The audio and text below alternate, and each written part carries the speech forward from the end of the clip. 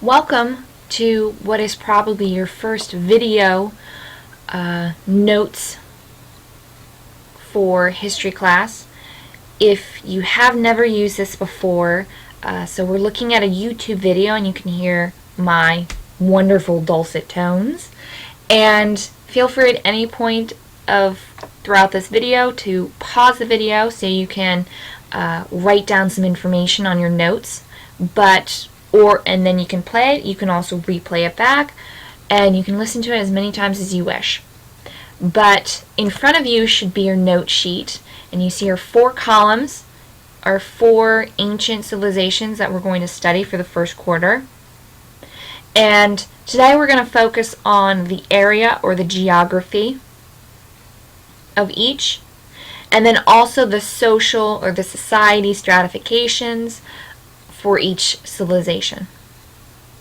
If you look at the rest of the rows, we're going to be studying the political, economic, or what they traded in, religion, intellectual areas as well, and this spells out the acronym of Persia. It's just another way to remember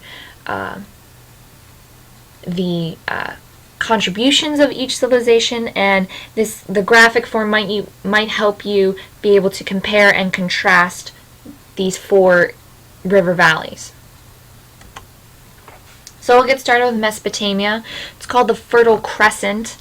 The crescent because if you look on the map, it's shaped like a crescent moon or some of those delicious crescent rolls you might have at dinner.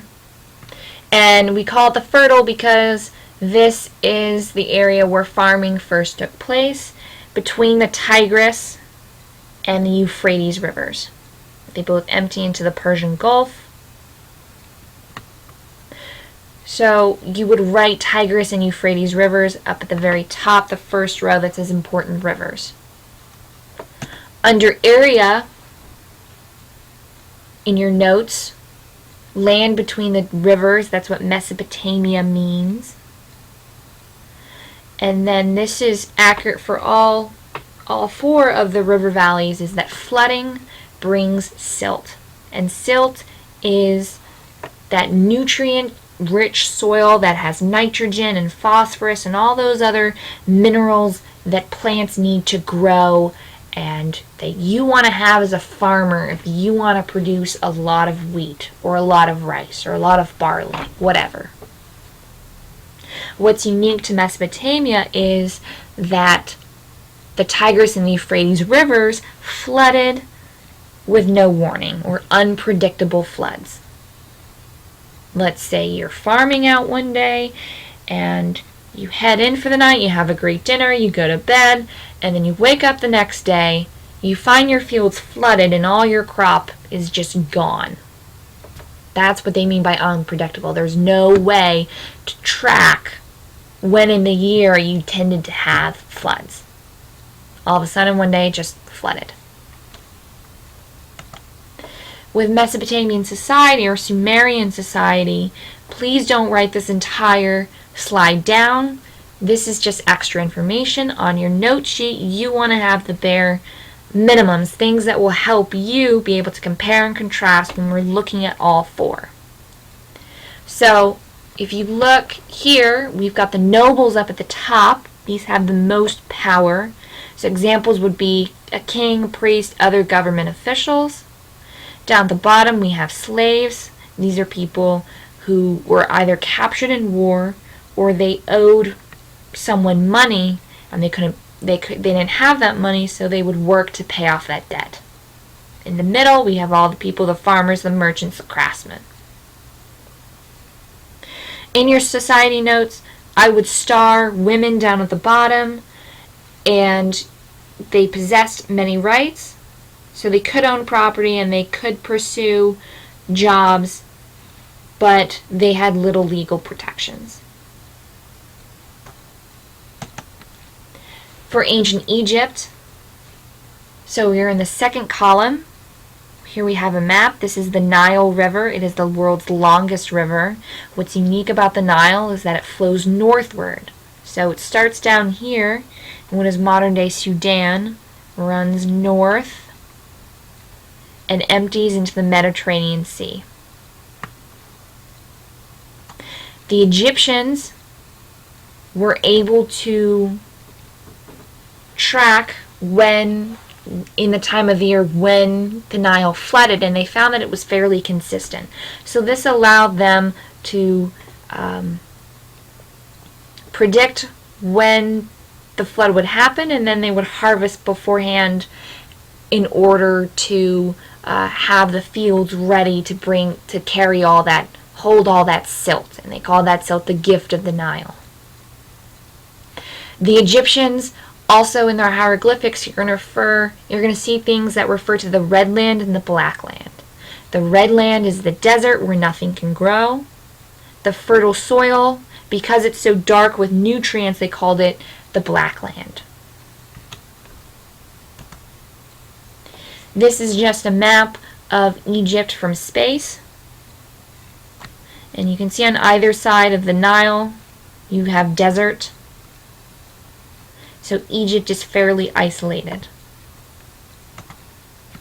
Egyptian society is usually depicted as a pyramid. Up at the top, we've got the royal family. Then, in the second level, priests, landowners, government people. Then in the middle, skilled laborers. This includes merchants, potters, weavers, and also profitable farmers. Down at the bottom, got your poor farmers, people who had unskilled labor, and then finally slaves. For the Indus River Valley, I couldn't find a map that showed a single map that showed everything I wanted to, so that's why we have two.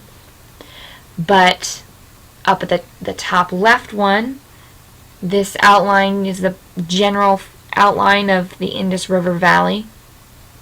And then we have a topographical map that shows the isolation of the Indian subcontinent. So right here you see the Himalayan mountains. We also have the Hindu Kush that cut off the rest of India from Asia. Again, please don't write all this down. What's important is that you have a series of mountains that divide India from Asia, such as the Himalayas, the Karakoram, and the Hindu Kush. For the Indus River Valley, the actual valley, it's unique in that the river flooded biannually, or twice a year. Because you have an additional flood, this brings you more silt, and then you're able to produce more and farm more. The Indus River society is kind of a mystery to historians, and this is because we can't read their writing or their pictograms. Here's an example up at the top right hand corner. There, we haven't found a Rosetta Stone or a kind of key to unlock what those symbols mean. So everything that we know about the Indus River Valley civilization comes from the physical evidence. And archaeologists have generally concluded that there was some type of stratification because of how sophisticated and highly organized the cities or the settlements were. So working backwards, logically, they believed there was some kind of organization that allowed them to achieve that level of planned city. And finally, here we are to ancient China, the most eastern ancient civilization we'll look at. We have the Huanghe River, also known as the Yellow River, in the north. To the south, we haven't mentioned this yet, but this is the Chang River, or the Yangtze River. Don't worry, there's a note sheet after this slide. But I want to point out the relative isolation of China, just like India. So north we have deserts. To the east you have the Pacific Ocean. To the south you have deep jungle. And then to the southwest you have the Himalayas. So China is actually fairly isolated from the rest of the world. We have natural barriers outlined. That's just more information. the major rivers, so Huanghe, and the Huanghe River, again, like the Tigris and the Euphrates, flooded unpredictably. But the Chinese have a specific name for their silt, and that's called Loess, Loess. With Chinese social structure, the first dynasty is called the Shang, or the Shang social structure. At the top, again, we have the king.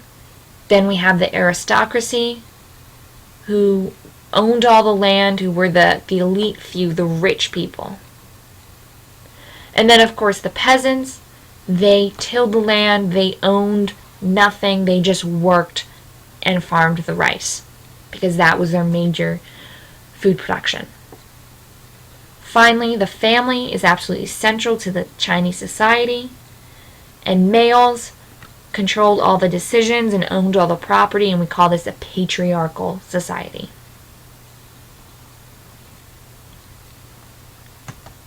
This brings us to the end of our video lecture. So if you want to go back, you can play the video as many times as you need. Make sure you have filled out your notes for society and area for all 4 river valleys. And if you have any questions, please don't hesitate to raise your hand, and I'll come by if we're in class, if you're watching this.